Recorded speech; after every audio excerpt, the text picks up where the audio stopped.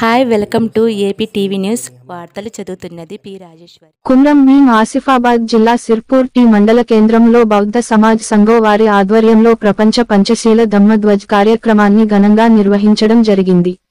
అంబేద్కర్ భవనం నుండి నాగమ్మ చెరువులో ఉన్న బుద్ధ విగ్రహం వరకు భారీ ర్యాలీతో బయలుదేరి బుద్ధ భగవాన్ విగ్రహానికి పువ్వులు అర్పించి వందన తీసుకోవడం జరిగింది.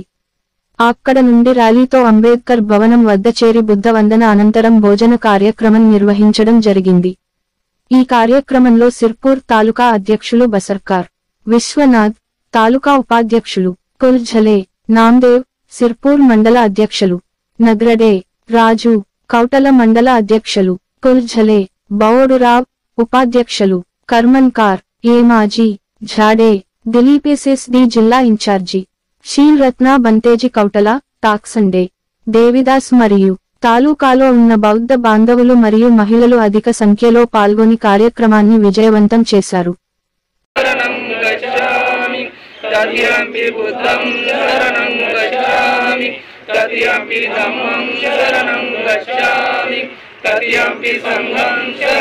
Gacchami